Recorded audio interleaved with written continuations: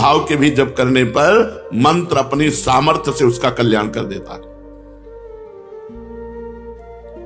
हमने सुना है महापुरुष जन आज्ञा करते हैं कि प्रतिदिन 3 लाख नाम जप करना चाहिए। क्यों? क्योंकि हमें समय नहीं मिलना चाहिए अन्य कार्य के लिए। यदि हम नाम जप छोड़ देते हैं तो निकम्मी इंद्रिया और मन ये हमें भोगों में फंसा देते हैं। जिसे इसी जन्म में भगवत प्राप्ति करनी है तो प्रमाद के लिए अवसर ही ना रहे। इसलिए जितने भी त्यागी बैरागी वैष्णव भक्त जन हुए उन्होंने नियम बनाया है और नियम पूर्वक जप किया है। 3 लाख नाम जप का रोज का नियम जो लिए हुए है वो निश्चित भगवत प्राप्ति करेगा। कुछ नियम तो होने चाहिए। साधना क्या है? साधना उसे कहते हैं जो प्रपंच से अलग कर दे, प्रपंच से हटाकर श्री भगवान में लगा दे, उसे साधना कहते हैं। भगवान की अखंड नाम स्मृति में डुबो दे, विषयों से उपरति को प्राप्त हो जाए। त्याग वैराग्य उपरति, विषय की उपस्थिति पर भी ये विषय भोग है ऐसी स्मृति ही ना रह जाना उपरति होती है।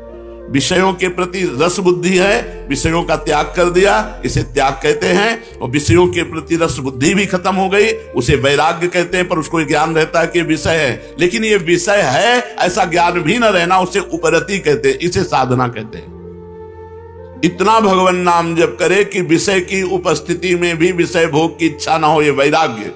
और ये विषय है ऐसा बोध ही ना हो, उसे उपरति कहते हैं। ये साधना आगे क्यों नहीं बढ़ती? वहीं क्यों लड़खड़ाता रहता है साधक? जब तक शरीर में अहंकार है कि मैं स्त्री हूं, मैं पुरुष हूं, जब तक शरीर संबंधी भोगों में प्रियता है, खान पान अन्य भोग पदार्थों में, जब तक शरीर संबंधियों में ममता है, 3 बातें, शरीर में अहमता, अहंकार, भोगों में प्रियता और संबंधियों में ममता, तब तक साधना आगे नहीं बढ़ सकती। रिश्ते नाते संबंधियों से ममता हटाओ, भोगों से प्रियता हटाओ, शरीर से अहंकार हटाओ। कैसे हटेगा? नाम जप करो, सत्संग सुनो, शास्त्र स्वाध्याय करो, संत भगवंत भक्त गुरुदेव इनकी सेवा करो, इसी से ठीक हो जाएगा। साधन का प्राण क्या है?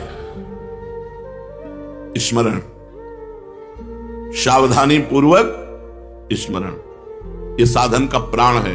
हर समय स्मरण चल रहा मतलब तुम्हारा साधन जीवित है। स्मरण रुक गया मतलब जीव मरने जा रहा है तुम्हारा साधन।